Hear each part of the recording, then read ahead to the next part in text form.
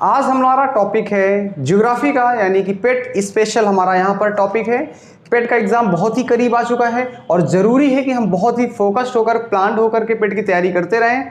और यही कारण है कि ज्योग्राफी का नेक्स्ट वीडियो हमारा आ रहा है। हमने हिस्ट्री के एंशिएंट हिस्ट्री यानी कि प्राचीन भारत को कंप्लीट कर रखा है। तो जो लोग भी नए हैं प्लेलिस्ट में जाइए, आप लोग वहाँ पर सारा पेट का एंशिएंट यानी कि प्राचीन भारत का इतिहास कंप्लीट कर सकते हैं। बहुत ही जल्दी आपको शुरू करने वाला हूं मैं इकोनॉमिक का पोर्शन। इकोनॉमिक्स का हमारा पूरा मटेरियल तैयार हो चुका है और बहुत ही जल्दी इकोनॉमिक्स आपको तैयार कराने वाला हूं। पॉलिटी भी आपकी कंप्लीट होने वाली है बहुत ही जल्दी, उसके वीडियो भी मिलना चालू हो जाएंगे। ज्योग्राफी का यहाँ पर हम पोर्शन लेके आए। ज्योग्राफी का हमारा पहला वीडियो आ चुका था और ये दूसरा वीडियो जिसपे आज हमारा टॉपिक है भारत की सभी महत्वपूर्ण नदियों के बारे में हम लोग डिस्कस करेंगे। पेट ओरिएंटेशन है, लेकिन इसका मतलब ये नहीं है कि सिर्फ पेट वाले ही लोग कर सकते हैं। एसएससी जीडी की तैयारी करने वाले में भी जीएस ही आएगी। जीएस वही होती है, बस लेवल का थोड़ा सा अंतर हो जाता है। यही कारण है एसएससी सीजीएल के हो चाहे यूपीएसआई सब में ये काम आने वाला है। लेकिन आपका पेट ओरिएंटेशन की वजह से हम लोग थोड़ा यहाँ पर फास्ट बात करेंगे। जितने भी इंपॉर्टेंट पॉइंट्स हैं आपके नदियों के बारे में, उन सभी के बारे में यहाँ पर आज हम डिस्कस करने वाले हैं, आपके रिवर्स के बारे में। तो चलिए शुरू करते हैं आज का ये बिंदास टॉपिक यानी कि नदियों के बारे में। और हम बात करेंगे भारत की सभी महत्वपूर्ण नदियाँ, चाहे वो उत्तर भारत की नदियाँ हो चाहे दक्षिण भारत की नदियाँ हों।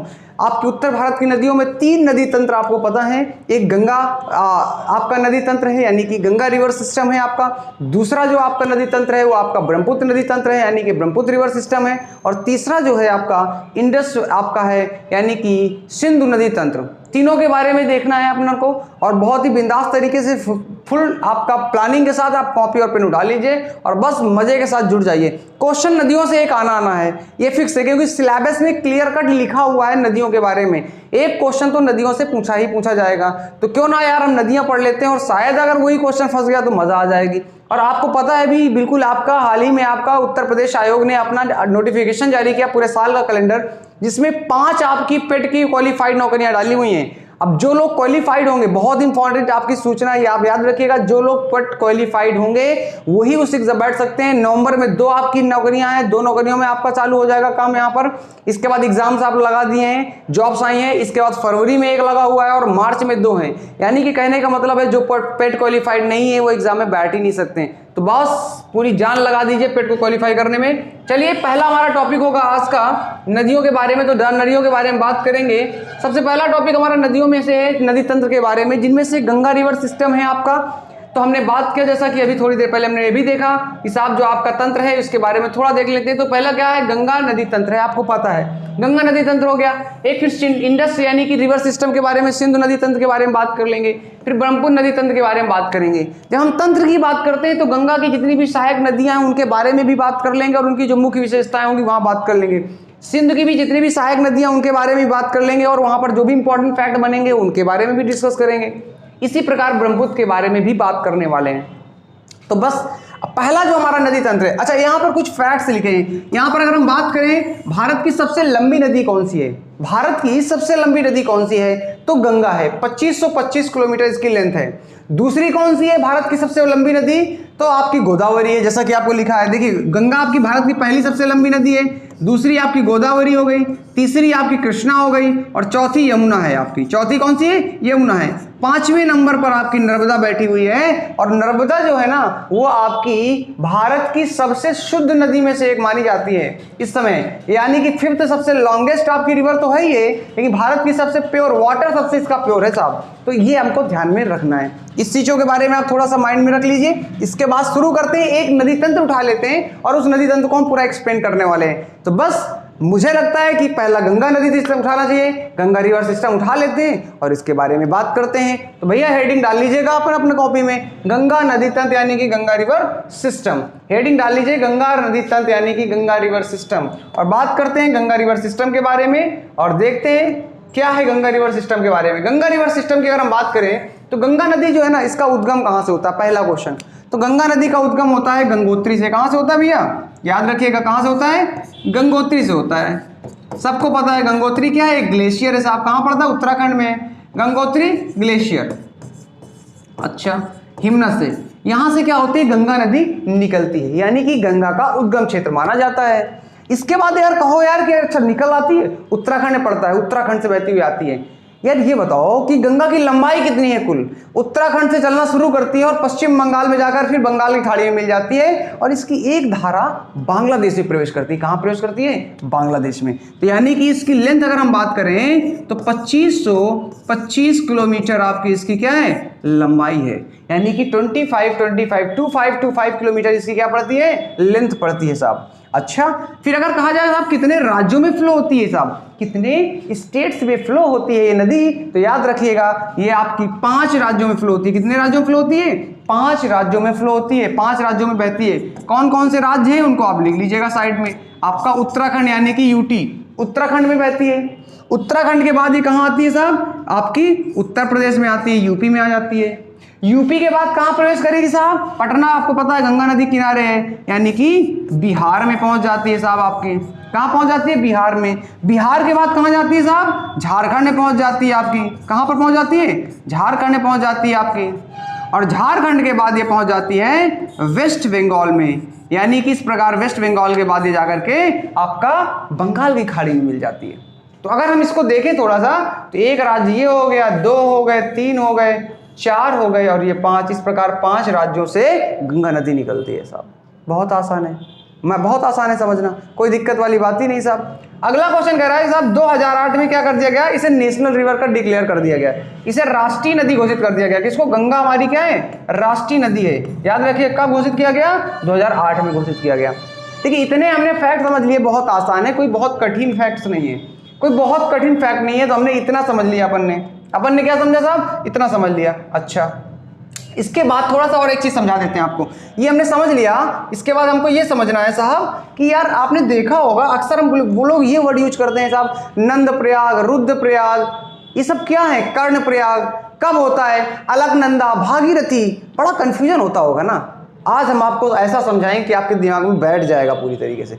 आपने नाम सुना होगा केदारनाथ के बारे में, आपने नाम सुना होगा बद्रीनाथ के बारे में। आज हम आपको बताते हैं कि यहाँ से कौन सी नदी निकलती है। अगर मैं आपसे कहूँ कि मंदाकिनी नदी किस या बद्रीनाथ किस नदी के किनारे बसा हुआ है, तो आपको शायद ना पता हो सकता पता भी हो। तो आज हम लोग इसको समझेंगे। और यार बस दिमाग को खोल के पढ़ो, ये मत सोचो कि ये चीज़ आना है नहीं आना। अगर रिवर दिया गया तो रिवर से कुछ भी पूछा जा सकता है, चीज़ों को समझना है, समझ करके पढ़ना है, बहुत ज़रूरी हो जाता है। ऐसा नहीं कि हम केवल बस पढ़ते चले रटते चले आ रहे हैं। रटने से पहले समझिए, तभी आप ज़्यादा समय तक आप सस्टेन कर सकते हैं, याद कर सकते हैं। वरना आप रटते रहेंगे और चीज़ें भूल जाएंगी। आप आज याद करेंगे, आज से 15 दिन की पहले चीज़ें भूल चुकी होंगी। उसके पीछे का कारण है क्योंकि सिर्फ आपने रटा है उसको, एक आपने स्टोरी नहीं बैकग्राउंड बनाई है। आपको स्टोरी क्रिएट करना बहुत जरूरी है माइंड में। चलिए शुरू करते हैं। देखिए अगर हम देखें, ये बद्रीनाथ है, आपको इस मैप में दिख रहा होगा, ठीक है, बद्रीनाथ है। चलो ठीक है, अब ये देखो ये क्या है? बद्रीनाथ है, यहाँ केदारनाथ है, फिर गंगोत्री है, फिर आपका यमुनोत्री है, ऐसे ऑर्डर लगा हुआ है। उत्तराखंड में सब कुछ है। बद्रीनाथ से नदी निकलती है आपकी, जिसको कहा जाता है अलकनंदा। क्या कहा जाता है? बद्रीनाथ से एक नदी निकलती है, बद्रीनाथ से एक नदी निकलती है जिसको कहा जाता है क्या? अलकनंदा। ऐसे बहती हुई आती है। तो अगर आपसे पूछा जाए बद्रीनाथ आपकी किस नदी किनारे है? अलकनंदा। और वही केदारनाथ जो है ना, वो मंदाकिनी नदी के किनारे है। किस नदी के? मंदाकिनी। अब ये बद्रीनाथ से क्या निकलती है साहब? आपकी एक नदी चल रही है, और आपकी कौन सी नदी चल रही है? अलकनंदा चल रही है। कौन सी? याद रखिएगा, कौन सी नदी चली भैया? अलकनंदा। याद रखिएगा, अलकनंदा। अच्छा, ये नदी आपकी चलती है, इसी के साथ साथ में इसके बाएं ओर से। कौन सी नदी? कहां से? बाएं ओर से। किधर से? बाएं ओर से। अब जब नदी की अगर आपको दाएं बाएं निकालना हो तो आप अपनी नदी की धारा में अपने आप को कर लो। आपका जो बायां हाथ होगा वो बायां हो जाएगा, जो दाहिना हाथ होगा दायां कहलाएगा साहब। तो इसी के बाएं ओर से एक नदी मिलती है आकर के, जिसको कहा जाता है धौली गंगा। क्या कहते हैं? धौली गंगा। याद रखिएगा, नाम याद रहेगा, धौली गंगा। जब अलकनंदा में मिलती है तो एक प्रयाग का निर्माण करती है, और उसे को कहा जाता है विष्णु प्रयाग। का क्या कहा जाता है? विष्णु प्रयाग। क्या कहते हैं? विष्णु प्रयाग। यानी कि विष्णु प्रयाग क्या आप लिख लीजिएगा, विष्णु प्रयाग जो है वो आपका क्या है? विष्णु प्रयाग। जब आपकी अलकनंदा में धौली गंगा मिल जाती है, जिस जगह पर संगम होता है, उसको कहा जाता है विष्णु प्रयाग। क्या कहा जाता है? उसको कहा जाता है विष्णु प्रयाग। क्लियर? अच्छा, इसके बाद अलकनंदा फिर आगे बढ़ी, इसके बाद अलकनंदा फिर आगे बढ़ती है, और इसके बाद होता क्या है कि एक नदी फिर आती है। कौन सी आती है? नंदाकिनी नदी। कौन सी नदी? नंदाकिनी नदी। और नंदाकिनी नदी जब आपकी अलकनंदा में मिलती है आकर के तो वहां पर नंद प्रयाग का निर्माण करती है। किसका निर्माण करती है? तो पहले क्या था, धौली गंगा जब आपकी अलकनंदा में मिलती है तो विष्णु प्रयाग का निर्माण कर रही है। जब आपकी नंदाकिनी नदी मिलती है आकर के अलकनंदा में उसके नीचे तो नंद प्रयाग का निर्माण कर रही है। नदी आगे बढ़ी, अलकनंदा क्या हो रही है? आगे बढ़ रही है। नदी आगे बढ़ी तो देखा हमने एक और नजर आ रही है। कौन सी नदी आ रही है? पिंडारी रिवर। कौन सी नदी? पिंडारी रिवर। कौन सी नदी भैया? इसको जरा मैं लिख देता हूं हाईलाइट करके पॉइंट, पिंडारी नदी। और जब ये पिंडारी नदी आपकी मिलती है आकर के किसमें? अलकनंदा में, तो भैया कौन से प्रयाग का निर्माण करती है? कर्ण प्रयाग का निर्माण करती है। किसका करती है? कर्ण प्रयाग का निर्माण करती है। कर्ण प्रयाग का निर्माण कब होता है साहब? जब आपका पिंडारी नदी आपकी अलकनंदा में मिलती है। तो धौली गंगा जब मिल रही है तो विष्णु प्रयाग का निर्माण हो रही है, नंदाकिनी मिल रही है तो नंद प्रयाग का निर्माण हो रही है, और जब पिंडारी नदी मिलती है आकर के अलकनंदा में तो आपका क्या हो रहा है साहब? कर्ण प्रयाग बन रहा है।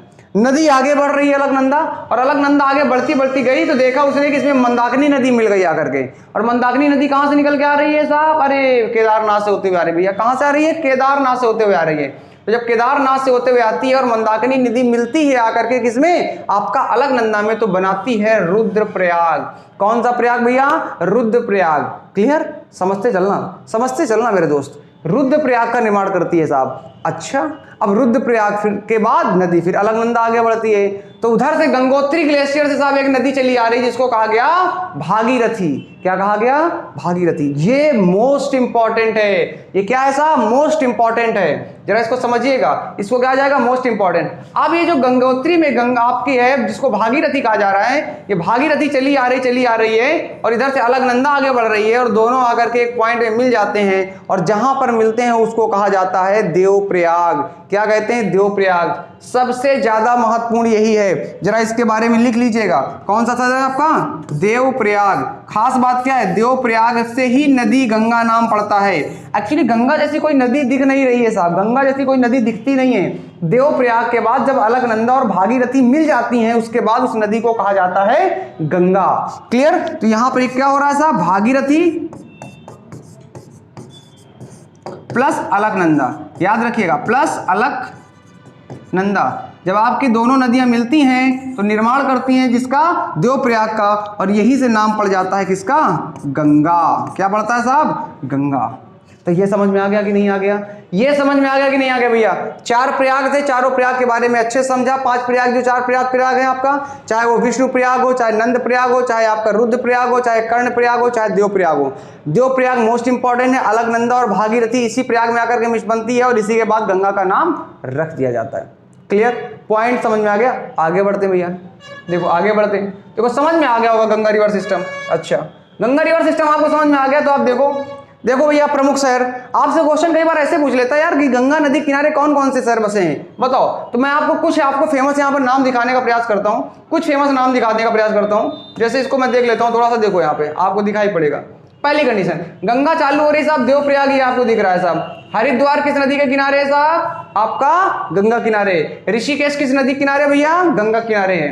कानपुर, कानपुर भैया किस नदी किनारे है? गंगा किनारे है साहब। लेकिन कानपुर में बड़ी प्रदूषित नहर है साहब, पति बहुत प्रदूषित नहरें हैं साहब। गंगा का पानी बड़ा प्रदूषण हो गया है क्योंकि फैक्ट्रियों का पानी छोड़ा जा रहा है साहब। उधर कन्नौज के बाद रंग पीला हो जाता है, सफेद से नदी पीली हो जाती है साहब। इतना प्रदूषण फैला रहे हैं साहब हम। इलाहाबाद तो संगम है साहब, प्रयागराज, जिसको इलाहाबाद लिखा गया प्रयागराज, वहां तो साहब यमुना नदी जाकर गंगा में मिलती है। मोस्ट इंपॉर्टेंट, वो तो ध्यान ही रखना है। वाराणसी हो गया। पटना मोस्ट इंपॉर्टेंट, पटना किस नदी के किनारे है? याद रखिएगा, पटना जो है ना आपका, वो आपका किस नदी के किनारे है? गंगा। पटना में एक नदी मिलती है गंगा में जाकर के, सोन, उसके बारे में बात कर लेंगे। तो ये तो हमारा रहा। इसके बाद कलकत्ता भी अगर हम देखें तो गंगा नदी किनारे ही है। वो बात अलग है कि हुगली नदी एक धारा है गंगा की जो टूट के कलकत्ता में बहने लगती है। तो इस प्रकार ये हमारे प्रमुख शहर हैं, इनको भी ध्यान में रखना है। लिखते चलना मेरे दोस्त, इनको लिख लेना, वरना समझ में नहीं आने वाले हैं। समझ में नहीं आएंगे, बाद में कहोगे हेलो हो गया, सब काम डिस्टर्ब हो गया। अच्छा, अब हम समझेंगे पूरा सिस्टम समझेंगे गंगा का। गंगा के बारे में बैकग्राउंड हिस्ट्री बन चुकी होगी, गंगा के बारे में आपको चीजें समझ में आ गई होंगी, बहुत सारी चीज दिमाग में बैठ गई होंगी। अब समझेंगे गंगा की सहायक नदियां और गंगा के किनारे जो शहर हैं और जितने भी महत्वपूर्ण जो फैक्ट हैं उन सब के बारे में बात करने वाले हैं। सबसे पहले शुरू करते हैं, क्या शुरू करते हैं साहब? इसके बारे में शुरू करते हैं। ये आपका क्या साहब, आपको ध्यान होगा, ये आपका क्या था, आपका गंगोत्री ग्लेशियर। यहां से कौन सी नदी निकल रही थी, यहां से आपकी भागीरथी आ रही थी, इधर से अलकनंदा नदी चली आ रही है, और दोनों नदियां आकर के मिलती हैं आकर के इस पॉइंट पे, और किसका निर्माण करती है, जब भागीरथी और अलकनंदा मिलती है आकर के, तो यहीं पर निर्माण होता है आपका किसका, देवप्रयाग का। किसका निर्माण हुआ था, देवप्रयाग का निर्माण हुआ जाकर के। अच्छा, देवप्रयाग का निर्माण हो गया। बाकी ये वही चीज निकली हुई है आपका धौली, गंगा, नंदाकिनी, पिंडारी, आपकी नदियों के बारे में बात की गई है। अच्छा, कई बार आपसे ये पूछ लेता है, यार ये बताओ अलकनंदा किस ग्लेशियर से निकलती है, कई बार पूछ लेता है अलकनंदा किस ग्लेशियर से निकल रहा है, किस हिमनद से निकलता है। तो याद रखिएगा जो अलकनंदा है ना, वो सतोपंत ग्लेशियर से निकलता है। कहां से निकलता है, सतोपंत ग्लेशियर से। ध्यान रखना है अपन को ये भी ध्यान रखना है साहब, किस ग्लेशियर से निकल रहा है, सतोपंत ग्लेशियर से निकल रहा है। क्लियर। अच्छा भैया, ये तो हमारा समझ में आ गया साहब, पॉइंट क्लियर हो गया, सतोपंत ग्लेशियर से। अब गंगा नदी क्या होगी साहब, यहां से मैदान में प्रवेश करने का प्रयास कर रही है। क्या कर रही है साहब, मैदान में प्रवेश करने का प्रयास कर रही है। और मैदान में प्रवेश करते करते जब आती है तो एक जगह पड़ती है कन्नौज। क्या पड़ता है, कन्नौज। कौन सी जगह पड़ती है भैया, कन्नौज। ये कन्नौज पड़ रहा है साहब, कन्नौज। और कन्नौज में आकर के एक नदी गंगा में मिलती है जिसको कहा जाता है रामगंगा। तो याद रखिएगा कन्नौज में कौन सी नदी गंगा में आकर के मिलती है, ऐसा अगर क्वेश्चन आए तो याद रखिएगा रामगंगा। लिख लो भैया जल्दी से कॉपी में, कौन सी नदी मिलती है, रामगंगा। कौन सी नदी, रामगंगा। रामगंगा एक ऐसी नदी है जो जिम कॉर्बेट, आपका सॉरी जिम कॉर्बेट कह रहे हैं, देखो जिम कॉर्बेट जो नेशनल पार्क है, जिम कॉर्बेट राष्ट्रीय उद्यान के बीच से बहती हुई आती है। तो आपसे क्वेश्चन कई बार ये भी पूछ सकता है कि साहब भैया बताओ कौन सी नदी है जो आपका जिम नेशनल कॉर्बेट जो आपका पार्क है, जिम कॉर्बेट नेशनल पार्क जो है उसके बीच से बहती हुई जाती है, वो है आपका रामगंगा। क्लियर। ये कहां से निकलती है, ये पीलीभीत के पास से निकलती है। उत्तर प्रदेश का आपका ध्यान होगा, आपका जो स्टेट है, डिस्ट्रिक्ट है, सॉरी डिस्ट्रिक्ट जिला पीलीभीत, पीलीभीत में एक झील पड़ती है फुल्लर झील, वहां से निकलती हुई आपकी आती है। ठीक है, चलो अभी ज्यादा अंदर डेप्थ में नहीं चल रहे हैं, अपन को क्या करना है, अपन को बिल्कुल बेसिक समझना है और चीजों को अंडरस्टैंडिंग रखना है। गंगा आगे बढ़ी, अब गंगा जब आगे बढ़ रही है साहब, तो गंगा आगे बढ़ती बढ़ते आ रही साहब, यहाँ प्रयागराज में मिल रही है। कहाँ मिल रही है साहब, प्रयागराज में। इसी के बीच में साहब यहाँ पड़ता है आपका क्या, इसी के बीच में यहाँ पड़ता है आपका कानपुर। क्या पड़ता है, कानपुर पड़ता है। लेकिन आपको थोड़ा सा ये समझना होगा क्योंकि यहाँ पर बहुत सारी चीजें आपको लिख रखा है, तो जिससे आपको क्या कंफ्यूजन होगा चीजों को, तो मैं आपको समझाने के लिए। लेकिन नदी यहाँ से प्रवेश कर रही है साहब, नदी यहाँ से प्रवेश कर रही है, आपका आ गई है कन्नौज के पास। कौन सी नदी आपकी, रामगंगा नदी आपकी मिल रही है आकर के, पहली चीज। अच्छा, इसके बाद नदी आगे बढ़ी, नदी आगे बढ़ी, पहुंच गई कहाँ पे आपका साहब, प्रयागराज। अब हमने प्रयागराज पहुंचा, यही इलाहाबाद हमने पहुंचा दिया। अब जरा आप समझिएगा, देखिए प्रयागराज हमने समझाया इसको। अच्छा, कुछ चीज़ों में थोड़ा सा मैं इरेज करके और चीज़ क्लियरिफाई कर देता हूँ, आप थोड़ा समझ में आएगा, आपको हौज पौज आपको दिखेगा नहीं। ठीक है, आओ अब आओ भैया, ये रामगंगा हो गया है। अच्छा, ये रामगंगा हो गया ना। इधर अगर देखें तो लखनऊ, ये देखिए क्या है, लखनऊ साहब। लखनऊ के पास एक गोमती नदी है। क्या है साहब, गोमती नदी। लखनऊ गोमती नदी, आप गए हो लखनऊ, कभी मौका मिला हो तो आपको, तो गोमती नदी पड़ती है। तो लखनऊ के पास से साहब क्या नदी निकल रही साहब, गोमती नदी निकलती हुई जा रही साहब। इसके बगल से भी एक और नदी जा रही साहब, घाघरा नदी। घाघरा नदी भी जा रही साहब, ऐसा नहीं कि नदी नहीं, कौन सी नदी, घाघरा नदी। तो लखनऊ के अगर हम इधर से देखें तो एक नदी जा रही है, और वो नदी जाकर के मिलती है जाकर के गंगा में, कहाँ, गाजीपुर के पास। कहाँ मिलती है, लिखना और लिख सकते हैं, कोई इतना डीप पूछेगा नहीं आपसे, फिर भी आप थोड़ा सा माइंड में रख सकते हैं। तो जो गोमती नदी है गंगा में गाजीपुर में मिल जाती है, लखनऊ के पास से बहती जाती है। और इधर से एक नदी आ रही है साहब, जिसको हमने क्या बोला, घाघरा नदी। क्या बोला साहब, घाघरा नदी। ये छपरा में मिलती जाकर, कहाँ मिलती है, छपरा में। कहाँ मिलती है, छपरा में। छपरा में अभी बात करेंगे, छपरा मिलती है आकर के, थोड़ा सा इसको समझते हैं, समझना है अपन को। छपरा में मिलती जाकर के, छपरा में मिल रही जाकर, तो ये घाघरा नदी है ना, शारदा और सरयू दो नदियों का संगम मिलती है। शारदा और सरयू दो नदियां हैं, इन दो नदियों के आपके मिलन के बाद आपका घाघरा नाम पड़ता है, और वो आपका छपरा में, यानी बिहार में पड़ता है छपरा, वहां पर जाकर के गंगा में मिल जाती हैं। अच्छा, यहां तक तो हमने चीज समझ लिया। अब हम क्या है साहब, उत्तराखंड से, उत्तर प्रदेश से बिहार में प्रवेश कर रहे हैं गंगा को लेकर के। समझने चलना, पॉइंट लिखोगे तभी समझ में आएगा, नहीं मजा नहीं आने वाला। फिर आप कहोगे यार समझी नहीं आती ज्योग्राफी। अब यहाँ से पिक्चर से अच्छा क्या दिखा साहब, डिजिटलाइजेशन है, थोड़ा सा अच्छा लग रहा है देखने में भी, समझ में आ रही चीजें। अच्छा किया सकता है, बहुत अच्छा किया सकता है। आज के दौर में तो आपके पास टेक्नोलॉजी है, यूट्यूब है, इंस्टाग्राम है, फेसबुक है, सोशल मीडिया है, सारी चीजें हैं, कनेक्टिविटी है, आप किसी से कुछ भी आप कनेक्ट हो सकते हैं। पढ़ाई के लिए यूट्यूब भी बहुत बेस्ट प्लेटफॉर्म है आज के समय बन चुका है। इंडिया में तो खासकर यूट्यूब एक बहुत बड़ा पढ़ाई के लिए प्लेटफॉर्म बन चुका है। फॉरेन में उतना यूज नहीं होता है, लेकिन इंडिया में बहुत यूज होता है उसका। तो अब देखिए, अच्छा प्रयागराज में आपकी नदी कौन सी मिल रही है? यमुना। तो जरा यमुना के बारे में बात कर लेते हैं। देखिए यहां पर अगर देखें तो यमुनोत्री ग्लेशियर से एक नदी निकलती है जिसको क्या कहा जाता है? आपका यमुना कहा जाता है। वहां से बहती बहती आती है, आगरा देखिए पड़ रहा है, आगरा के आगे पड़ता है साहब इटावा। यहां क्या पड़ता है? इटावा। इटावा आगरा पहले पड़ जाता है उधर से आने पे, आगरा के आगरा इधर आएंगे तो इटावा। इटावा में एक नदी आकर के मिलती है यमुना की, चंबल नदी। याद रखिएगा चंबल किसकी सहायक नदी, अगर ऐसा क्वेश्चन आए तो ये ध्यान रखिएगा, चंबल जो है वो आपकी यमुना की सहायक नदी है। कहाँ की है? यमुना की। कहाँ से निकलती है साहब? ये मध्य प्रदेश से निकलती है। मध्य प्रदेश में इंदौर के पास से साहब इसका उद्गम माना जाता है। तो चंबल नदी किसकी सहायक नदी? मध्य प्रदेश से पहले जाती है राजस्थान, राजस्थान से फिर उत्तर प्रदेश में प्रवेश करती है।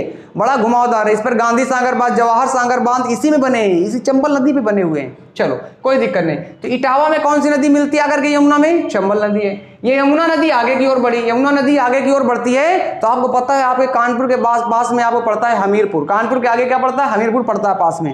हमीरपुर में आकर के इसी यमुना में एक आपकी बेतवा नामक नदी है। तो आपसे अगर ये पूछ ले जाए जो हमीरपुर है वो किस नदी के किनारे, क्योंकि उत्तर प्रदेश का देखो एग्जाम है, तो उत्तर प्रदेश के एग्जाम में तो ये एक एक चीज महत्वपूर्ण हो जाती है। बेतवा नदी के किनारे बेतवा नदी के किनारे हमीरपुर स्थित है। क्लियर? बेतवा नदी के विंध्याचल के पर्वत से बेतवा नदी निकलती है। ये नदी यमुना आगे फिर बढ़ी, पहुंची बांदा। बांदा भी आपको पता है, फतेहपुर का बांदा, कानपुर सब आपका सब आसपास वाले जिले हैं। तो भैया जब बांदा पहुंचती है तो बांदा में एक और नदी आकर के मिल जाती है यमुना की, जिसको कहा गया केन। कौन सी नदी भैया? केन नदी। केन नदी आपकी बांदा में मिलती है आकर के, जाओ कहां से? आपकी मध्य प्रदेश से कैमूर की पहाड़ियों से निकलती है और कहां मिलती है? आपकी बांदा में आकर मिलती है। तो यमुना की 3 सहायक नदियां तो हमको जरा समझ ही लेना है, चंबल, बेतवा, केन। ये तीनों तो आपकी नदियां आपको दिख ही रहा है साहब। आपकी केन आपकी कहां पे मिलती है? बांदा मिलती है। बेतवा कहां? हमीरपुर मिलती है। चंबल कहां मिलती है? इटावा मिलती है। क्लियर? अब ये यमुना नदी आगे की ओर बढ़ी और जाकर के प्रयागराज यानी कि इलाहाबाद में गंगा में मिल जाती है, और जहां पर निर्माण करती है किसका? संगम का। यहीं पर क्या होता है साहब? संगम बनाती है। तो यहां तक तो हमने कॉन्सेप्ट आसानी से गंगा का समझ लिया।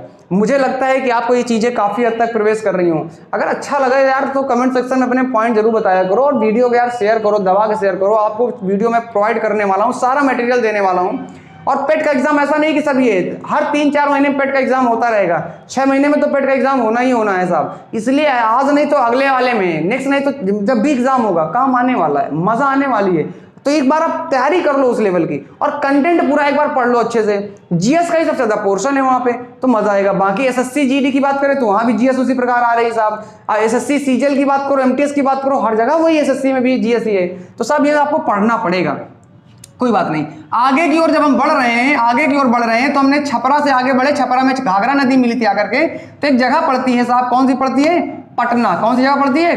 पटना। कौन सी मेरे भाई? पटना। जरा समझिएगा, ये पटना है साहब। पटना में यहाँ गंगा नदी में आपकी, अगर आपसे ऐसा पूछे पटना किस नदी का है, वही खानसर वाले पटना। खानसर वाले पटना आपके हैं साहब, बड़े फेमस चल रहे हैं, ट्रेंडिंग में चलते हैं साहब यूट्यूब में अक्सर। मेहनत भी अच्छी करते हैं, ऐसा नहीं है, कोई इसमें दो राय नहीं है, अच्छा खासा मेहनत भी करते हैं। तो खानसर वाले पटना जो आपके हैं, खानसर वाले पटना नहीं, पटना वाले जो खानसर हैं, तो आपको ध्यान में रखना है। उस आधार पर याद रखिएगा गंगा नदी के किनारे पटना बसा हुआ है। किस नदी के किनारे बसा हुआ है? गंगा नदी के किनारे आपका पटना बसा हुआ है। चलिए, तो अब क्वेश्चन ये है कि साहब पटना नदी के किनारे एक नदी है जो आकर के मिलती है, उसको बोलते हैं सोन नदी। कौन सी नदी? सोन नदी। सोन नदी जो है वो आपके पटना में आपका गंगा नदी में आकर के मिल जाती है। याद रखिएगा, सोन गंगा की सहायक नदी है। सोन गंगा की सहायक नदी है, ये ध्यान रखिएगा। ये कहां से निकलती है? ये अमरकंटक से निकलती है। कहां से निकलती है? ये अमरकंटक से निकलती है। अमरकंटक कहां पे? मध्य प्रदेश में। अमरकंटक से 2 नदियां निकलती हैं, एक निकलती है सोन और एक निकलती है नर्मदा। कौन सी निकलती है? नर्मदा। तो जो नर्मदा नदी है वो आपकी कहां मिलती है? अरब सागर की ओर बहती है, महाराष्ट्र गुजरात से होते हुए अरब सागर में मिल जाती है। और जो सोन नदी है वो इधर की ओर निकलती है और आकर गंगा में मिल जाती है। अच्छा, क्लियर भैया? क्लियर भैया? इसी के बाद और आगे बढ़ेगी तो गंडक नदी इस पे आकर मिल जाती है। इसके बाद और आगे बढ़ेगी तो साहब काली नदी मिल जाए, सॉरी कोसी नदी मिल जाएगी। कोसी आपको पता है बंगाल का शोक कहा जाता है साहब। कब अपनी धारा बदल देती है पता ही नहीं चलता साहब, और धारा बदलेगी साहब नदी का पता लगा रातों रात पानी लोगों घर में घुसने लगा, लोग पड़े सो रहे हैं, अचानक बहा ले गई साहब। हर साल बिहार में त्रासदी होती है, बारिश का सीजन चल रहा, देखिए हरियाणा में हालत खराब है साहब, कारें बह रही, लोगों घर बह रहे हैं साहब। ये प्राकृतिक आपदा है साहब, नेचुरल डिजास्टर है साहब। इसको कोई झेल नहीं सकता, इसको सबको झेलना पड़ेगा साहब, किसी के बस की बात नहीं, क्योंकि नेचर ने अगर आपके साथ तबाही की तो साहब फिर आप बचा नहीं सकते अपने आप को। सिंधु घाटी सभ्यता के बारे में देखिए, पता ही नहीं साहब कहाँ चली गई साहब, पता ही नहीं जल्दी कहाँ चली गई साहब। तो थोड़ा समझना है साहब। कोसी नदी भी आपकी इसी पटना आपकी मिलती गंगा की सहायक नदी है, और इसके बाद ये गंगा आपकी बहती है और पश्चिम बंगाल जब पहुंचती है कहाँ पर, वेस्ट बंगाल में, तो साहब वहाँ पर ये नदी दो धाराओं में बढ़ जाती है। कैसे बढ़ जाती है? दो धाराओं में बढ़ जाती है, और इन दो धाराओं में बढ़ करके एक नदी आपकी हुगली नदी आपकी धारा बन जाती है, और जिसके किनारे क्या बसा हुआ है? कलकत्ता। यहाँ फरक्का डैम भी बना हुआ है, फरक्का बांध इसी नदी किनारे बसा, हुगली में बना हुआ है, तो कलकत्ता में चली जाती है साहब आपकी। और दूसरा जो है आपकी पद्मा, यानी कि पद्मा गंगा की धारा थी, या कह सकते हो बांग्लादेश में गंगा को ही पद्मा कहा जाता है। तो दूसरी जो धारा है वो पद्मा है, और दोनों फाइनली जाकर कहाँ मिलती हैं? बंगाल की खाड़ी में जाकर के मिल जाती हैं। कहाँ मिल जाती हैं भैया? बंगाल की खाड़ी में जाकर के मिल जाती हैं। और इस प्रकार ये हमारा नदी तंत्र वाला, यानी कि गंगा नदी को हमने बहुत ही अच्छे और बिंदास तरीके से समझने का प्रयास किया है, और आशा करते हैं चीज़ें समझ में भी आई होंगी। ऐसा नहीं कि चीज़ें समझ में नहीं आई होंगी, समझ में आई होंगी, पक्का समझ, अगर आपने समझने का प्रयास किया होगा। वीडियो को जो पूरा देखता है ना, उसी को टॉपिक समझ में आता है। आपके चिल्लाने से कुछ नहीं होगा कि जीएस नहीं आती समझ में। मेरे भाई जीएस को समझना सीखो। तो जीएस ही तो एक ऐसा विषय है जो आपके जीवन के बारे में बताता है, जीवन की स्टडी के बारे में बताता है कि यार आपने जो गलतियां की हैं इतिहास के पन्नों में वो आपकी दर्ज हैं, वो ऐसी गलतियां मत करिएगा। आप किसी जगह जाना चाहते हैं, उस चीज़ों के बारे में पता तो हो। ज्योग्राफी बताता है क्लाइमेट क्या होगा, वहाँ की परिस्थिति कैसी है, भूगोल कैसा है, ये ज्योग्राफी दे रहा है साहब। यानी कि अलग ही साफ सब्जेक्ट है। इकोनॉमी बहुत मैटर करती है, पैसा नहीं होगा तो कुछ नहीं कर सकते, इकोनॉमी एक सब्जेक्ट है आपका, यानी कि यही तो आपका रियल लाइफ को जोड़ रहा है साहब। इसलिए ये बहुत महत्वपूर्ण हो जाता है हमको इसको पढ़ना समझना। तो ये गंगा नदी के बारे में हमने देखा बहुत ही बिंदास तरीके से, आशा करते हैं पॉइंट आपको समझ में आया होगा।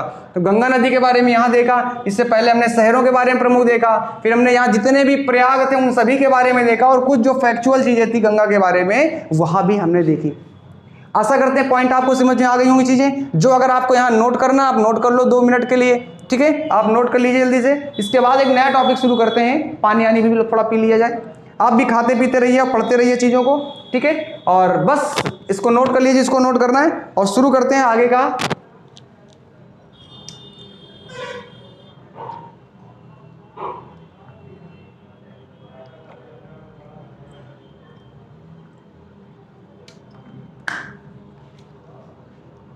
चलिए शुरू करते हैं सर। अच्छा, इतना तो हमने देख लिया। अब हमने क्या देख लिया साहब? गंगा नदी तंत्र के बारे में देख लिया। तो गंगा नदी तंत्र हमारा पूरा कंप्लीट हो गया है। अब हम चाहते हैं कि साहब नेक्स्ट जो हमारा वीडियो बहुत ही जल्दी आपको मिलने वाला है, जिसमें हम सिंधु नदी तंत्र के बारे में बात कर लेंगे। यानी कि छोटे छोटे वीडियो में हम पूरा क्या करते जाएंगे? नदी तंत्र को समझते चले जाएंगे। तो गंगा नदी तंत्र के बारे में इस वीडियो में आपने पूरी तरीके से समझ लिया। बहुत ही जल्दी आपको वीडियो मिलने वाला है सिंधु नदी तंत्र का, तो उसके बारे में भी आप बिल्कुल रेडी रहिए और मजे के साथ आपको पढ़ना है वहाँ पे, ठीक है। तो बहुत ही जल्दी मिलते हैं, अपना ख्याल रखो, मस्त रहो, जय हिंद जय भारत। वीडियो आपको बहुत जल्दी मिलेगा, यानी कि नदी हम कंप्लीट करेंगे, आज ही कंप्लीट करेंगे, बहुत तेजी से कंप्लीट करेंगे। तो आप बिल्कुल भी टेंशन मत लीजिए। यहाँ पर हम छोटे छोटे वीडियो में, एक लंबा वीडियो पढ़ेंगे तो आपको बोरिंग महसूस होगी। क्लियर? ठीक है, ओके, बाय बाय, टेक।